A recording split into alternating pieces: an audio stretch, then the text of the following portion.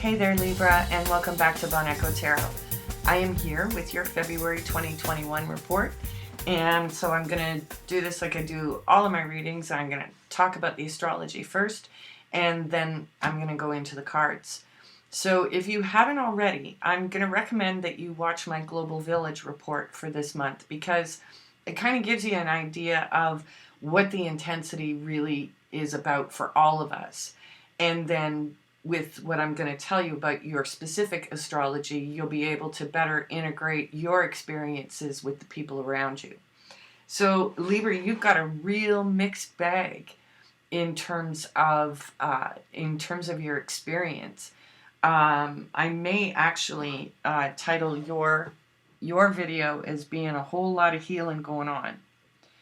So there's going to be highs and lows. Whole lot of healing. Okay, there we go. See, it just kind of came to me, so I figured I'll go with it. So here's the deal. The first thing that we're going to talk about is the stellium in Aquarius. So the stellium in Aquarius is basically a planet party, a lot of energy in the sign of Aquarius. And a lot of astrologers are saying that this is actually the threshold from the age of Pisces into Aquarius. And so all the signs are experiencing a major revolution in their lives, in their thinking, in their spiritual nature. Everything is being touched. But for you, Libra, the stellium in Aqua is going to be in your 5th house of creativity, joy, children, artistic expression. It's the most fun house out of the whole wheel. So if you've been finding the last few years very challenging, you may find that that all of this energy in Aquarius is, because Aquarius and Libra are very complementary signs, and so the effects on Aquarius are going to be effects for you in the part of your chart that represents joy. So when we hit Mercury retrograde in Aquarius, because everything's in Aquarius for February, we're basically in Mercury retrograde for the entire month. February 20th is when it goes direct, but January 30th is when the retrograde started. So we would have been feeling it a little bit in January, but all of February, Mercury retrograde. Make sure you're backing up all of your computer stuff. Be careful about the text you're sending, all of that kind of jazz. That applies to everybody. But specifically to you, it's, again, in your 5th house. So this is the classic kind of astrological event that favors bringing old lovers back to you. So, so whether or not you're going to rejuvenate those relationships, you're definitely going to have breakthroughs as a result of those reconnections. So even if you reconnect with someone from the past, you may resolve things that were very confusing to you. If there was any tensions, this Mercury retrograde is likely to kind of take an inventory about where things went wrong, or the kinds of things that both of you need to resolve the situation internally. When we get to Saturn square Uranus on February 17th, I'm getting to the tough stuff first. I'm going to backtrack a little bit once we hit the moon cycle, because the moon is actually going to be a lot more gentle on us this month than the rest of the planets. So Saturn square Uranus on February 17th for you is a square between your 5th house and your 8th house. So your 8th house is the house of intimacy, death, taxes, that sort of thing. So it is possible that you may find out that someone from the past has passed on. But it could just bring more tension to these areas to really kind of flesh out all of the things that nobody needs involved anymore.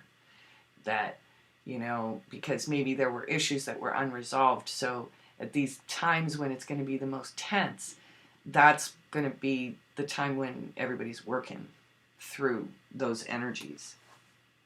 So Mars and Uranus together in Taurus is another aspect that we should all be aware of. Mars was in Aries for 6 months until I think it was the first or second week of January. It's now in Taurus. And so Taurus,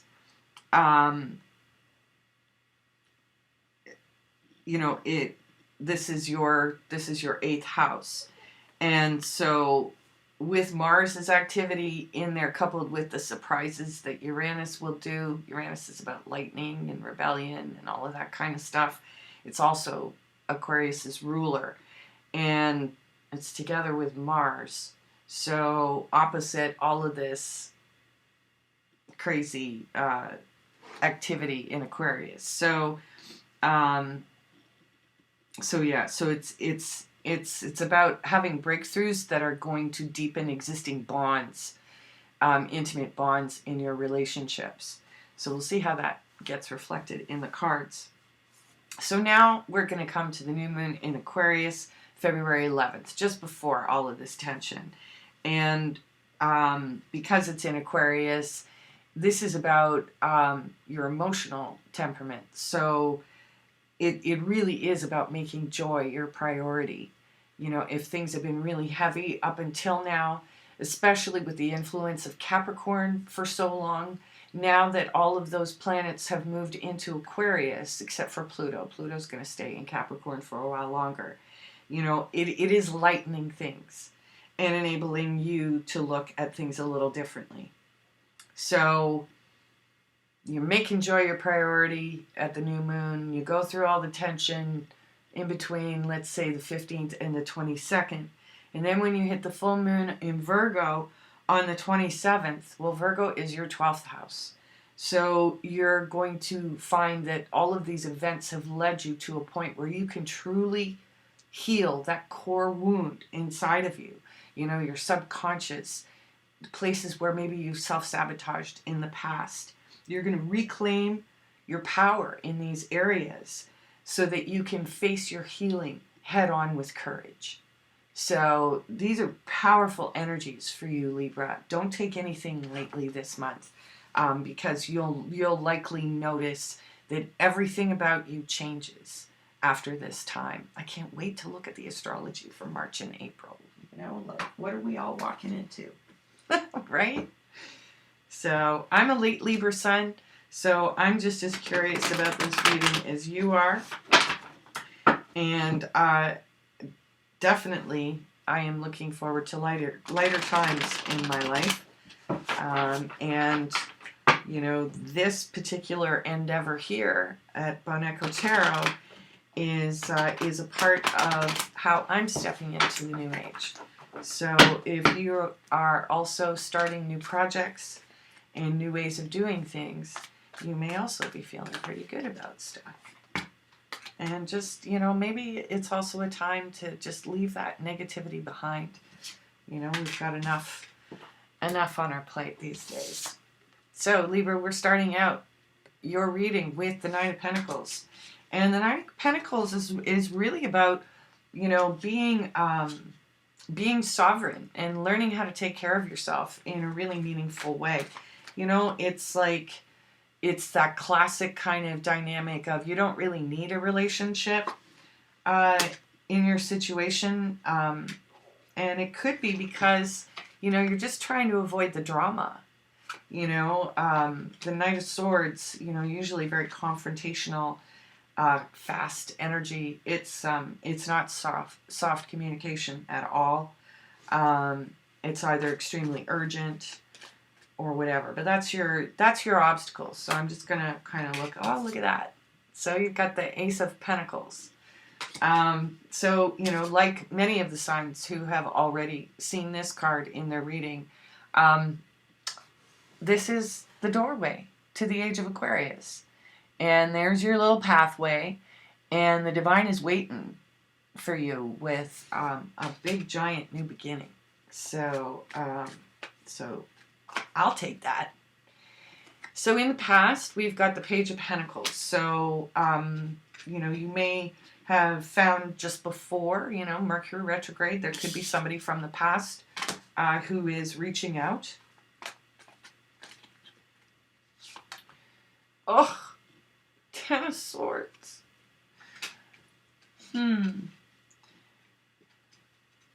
You could be feeling this sort of sovereign place because you're tired of this, you're tired of that, and you really do want something new. You're focused on this new beginning, Libra.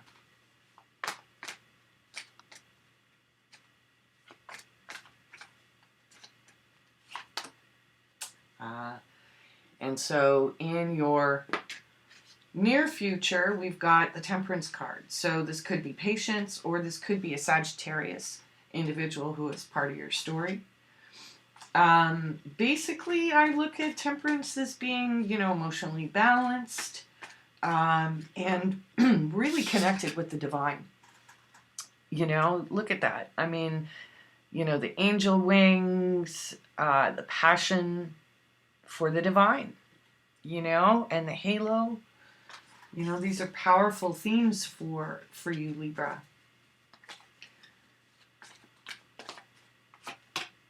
Oh, but we're still working on some grief. Many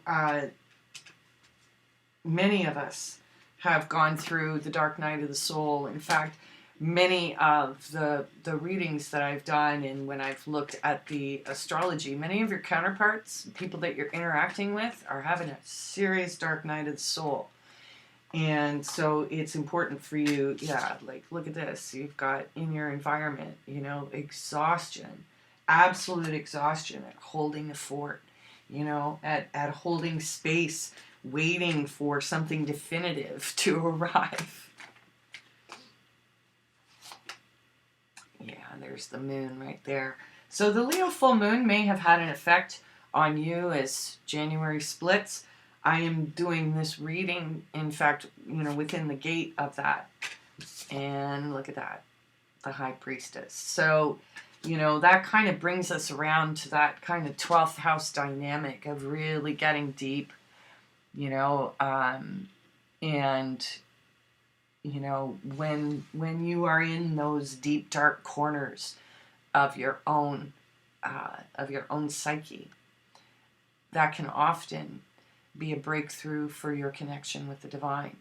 It's often when we're surrendered in that place of not knowing and maybe not even trusting the decisions. I'm also looking at this too, is, that the dynamic very much is that it's safer to be alone.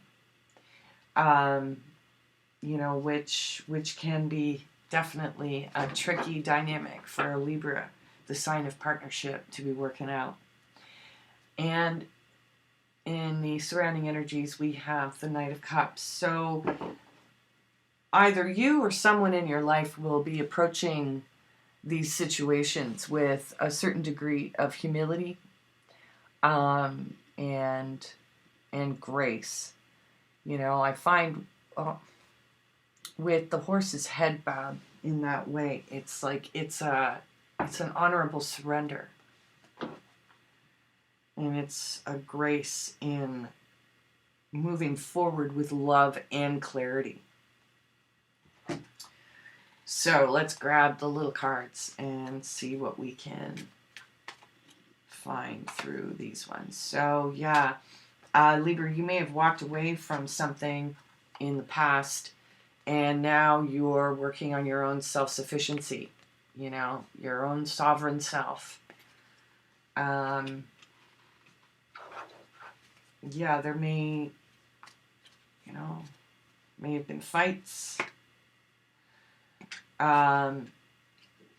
You also could have been, you may have walked away from players generally, that this dynamic is what's leaving, because you're done.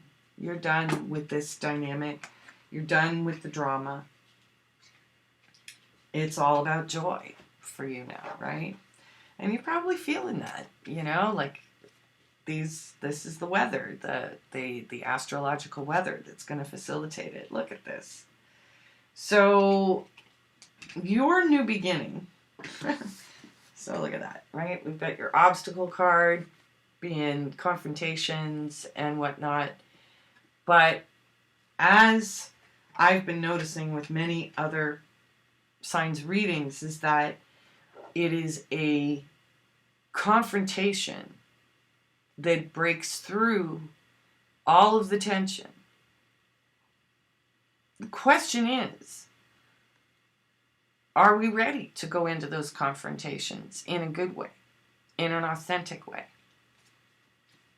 And are we looking to sweep it out, or are we looking to heal it and reintegrate it? So, you may be able to see that new beginning on the horizon, but you can't move towards it yet. And it may be because of these lingering 12th house, sort of subconscious issues that are still being played out. Because with these events, especially the February 17th one, these are the times when fate steps in. Whether that has to do with relationships and destiny and all of that kind of stuff. It's more about key events that change all the different players' perspective on the situation, on themselves, on their roles in the situation, and epiphanies within little groups, within relationships, are definitely what's possible at this time. Yeah, so with this new beginning that you can't really act on just yet, you're in a place of stasis, which is appropriate. You have to, be able to see out and really see what you're dealing with before you make any fast moves. You know what I'm saying? So let's see what the Page of Pentacles, what was this message that came in the past? Oh, okay. So the message that may have come in, it could have been some legal documents even, and it could have been a contractual thing, because I tend to look at the Queen of Wands as being kind of a boss lady. So it's possible that that there may be some contracts kind of, lingering in the background. Here's the deal. Mercury retrograde, don't start anything. Unless, of course, it's someone that you talked to before, and now they've circled back, and now you're going to make a new agreement. But February is going to be a great time to flesh out all of the details of things like contracts so that everybody can agree on them. And then in March, that's when it'll be a good time to sign. But with all of these faded events and energies, the circumstances, the playing field is going to be different once we get to the end of February. So we've got the Sun and on top of the Ten of Swords. So there could have been a Leo, or there could be some sort of disappointment with regards to children or family. So it could be either way. The Sun represents Leo, but there's also a little baby on the back of the horse. So this card is seen as associated with children as well. And so there we go. We got the Chariot card. Could be Cancer. But something may be coming at you. And charging at you quickly. Oh, look at that. And this is where it gets into the 12th house, right? These cards always seem to come out really close to one another. So whatever is coming at you is going to be a big part of your focus towards the end of the month. So you may have a process coming up with either a Leo or a Cancer. That's going to put you in a place, you know, where you're going to be mulling over the circumstances and how it affects your psyche. So let's take a look at Temperance. Temperance is clarified by the King of Swords. So that could be Aquarian energy, actually, that the Aquarian energy that's coming in is going to, you know, help you raise your vibration to the point where you can handle, you know, these extremes in a graceful way as you have clarity and as you articulate boundaries. Because 12th house stuff is really serious. It's private. It's your soul. It's where your deepest wounds exist, is in the 12th house. So it's why you would be very wise to keep some significant boundaries around your process for this month with regards to that, especially as you get closer to the end. It's a good time to retreat. You know, definitely a good time to pray.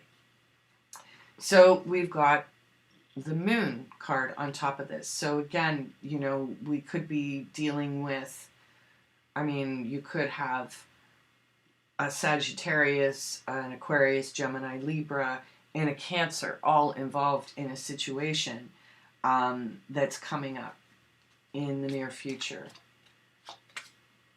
And this may bring in some burdens for you, Libra. Let's throw one more card on that. Ooh.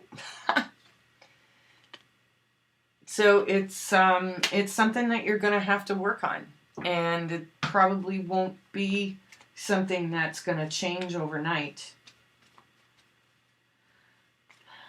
But at least if there's any grief that's been stuck inside, it's going to move it around. Yeah. So Queen of Pentacles is clarifying the Three of Swords. So that could be an earth sign, Taurus, Virgo, Capricorn. It could be a mother. And, you know, you may have some sorrow over your mother. Yeah. There she is, the Empress and the Queen of Pentacles. You know, they're the most nurturing mother-type figures within. The Empress could also be pointing to a Taurus as well. But there's a lot of grief around this dynamic for you that you're still working on. Yeah, it's about family.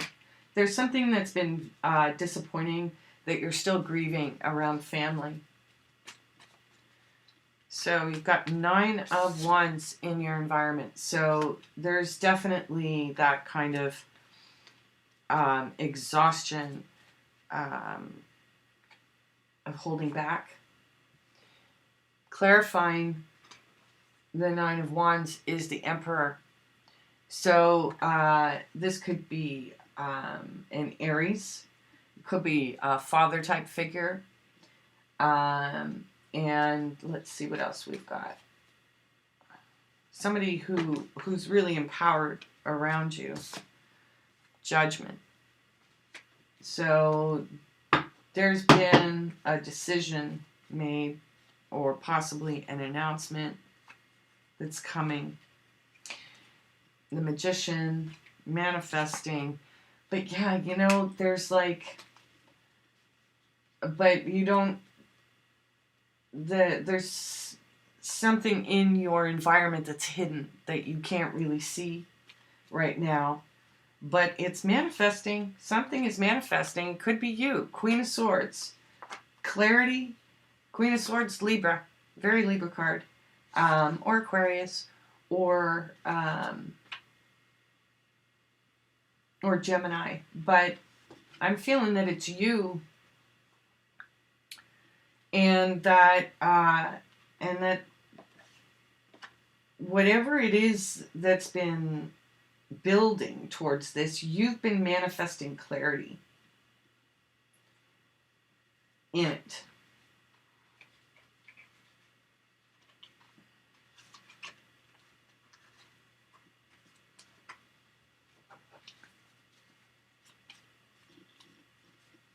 Something is definitely changing in the environment. Yeah. So, you know, enlightenment, triggered by the moon. So this is, you know, you may not want to necessarily go into this place.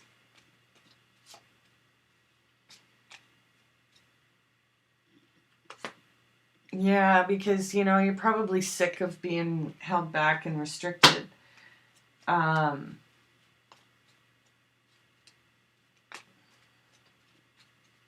Let's see what's happening on the High Priestess here on your final outcome. Yes, this is definitely taking an inventory of the past. Looking back on times, on really hard times, feeling left out.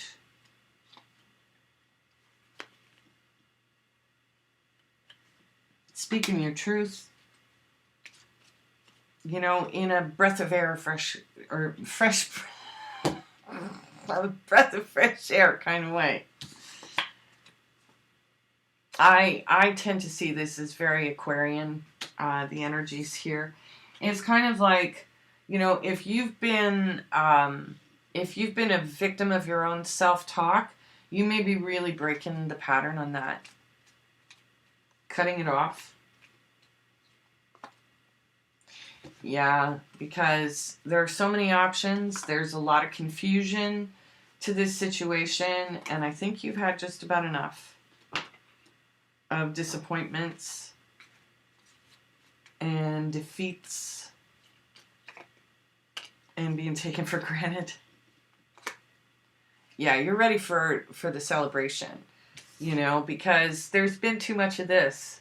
You know, there's been too much focus on what's gone wrong, and, you know, the subtle opportunities that the divine has been presenting to you, you know, have gone missed. So it's like, again, it's bringing joy into the equation, you know, getting out of grief, getting out of the confusion of the current dynamic that you've been experiencing, Libra. Lean into joy. Maybe I should call it that instead. Whole lot of healing. Lean into joy. I'll figure that out. Into joy. Lean into joy for healing. That sounds good to me. Okay, so I'm going to sweep these cards out of my way and pull out my favorite oracle deck. The Oracle of E. I love this one. So, ooh, look at that. So, Libra, what does the Oracle of E have for you? Everything is beautiful. And look at that. 3 and 2 is 5. So I think that while you might have to go through some bumps and scrapes to resolve whatever these issues have been, I think you're going to be just fine. And I think that that's probably what's called for, is to create space, hold space for that breakthrough. So we've got now my Marshall McLuhan Distant Early Warning card deck, my favorite. It's a collector's piece. And if you're not familiar with Marshall, Marshall is someone who I follow as much as I can. It's sometimes kind of heavy when you get into McLuhan, but at the end of the day, the benefits are that you get a better perspective on how media has messed with you. And I think that that's important for all of us to realize, is that, you know, depending on how much media we're consuming, it can really affect who we are. So be really careful with that. And if you want to know more about Marshall, just stick around my channel. So with this deck today, in tandem with my conversations with my friend Karen, who is learning hypnosis, she's magical at it, I'm going to pull 2 cards. I've already pulled them. One for the energy of your universal experience, and then one for the advice from your superconscious. Okay, so Libra, I drew the coffin. I'm not going to interpret these. I'm just going to leave them with you. The advice from your superconscious is, every new technique is a service environment that junks the other ones. So, whatever that means for you, Libra, I trust will be helpful and meaningful in its own special way. So, Libra, right after this, I have previews for the extended reading for relationships as well as career. And you'll find that link down below to my Patreon site, where for a small subscription fee, you get access to your extended readings and the extended readings of all your friends. They also go back into last year a little bit, and I'll be adding more material as I go. After those previews, in this same video, is a promo for my new show called Bon and Friends, where me and my friends get together and talk about nerdy stuff. So if you want to join us, stay tuned. I'm going to be releasing them, I believe, on Sunday nights. So my first episode will be this Sunday. So that is going to be, is that February 1st? Or the 31st? The 31st. So stay tuned with me. And I hope you found this reading helpful, Libra. We'll see you again.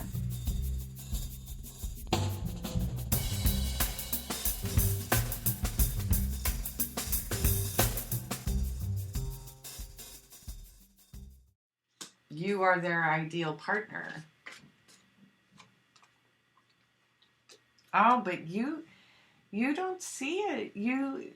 Your confidence, Libra, you have to love yourself.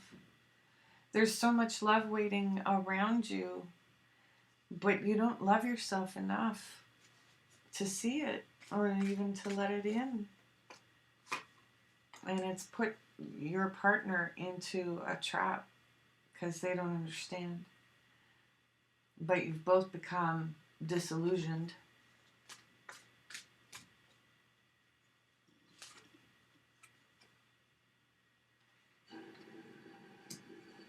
And your partner may also not realize how independent they are.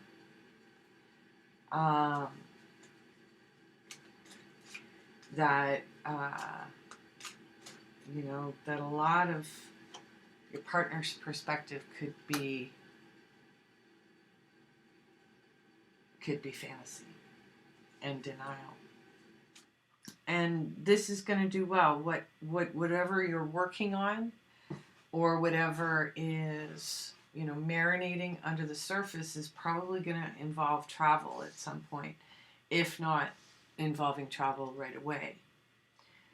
In the future, you're going to have to keep an eye on your money and on your things. And if you are a woman, if you identify as a woman, or just the feminine energy within each of us, that feminine energy and expression is going to lead to a new connection that's going to bring a lot of hope. And there's definitely travel here.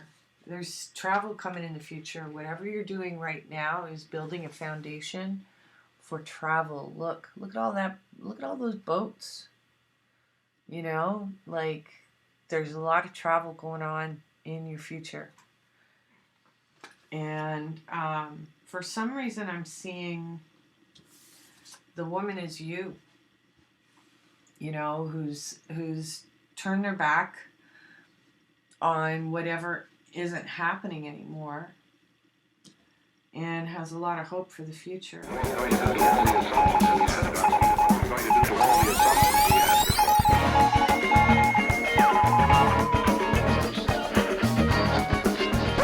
Uncle Bob, Robert Anton Wilson, a contemporary to Timothy Leary.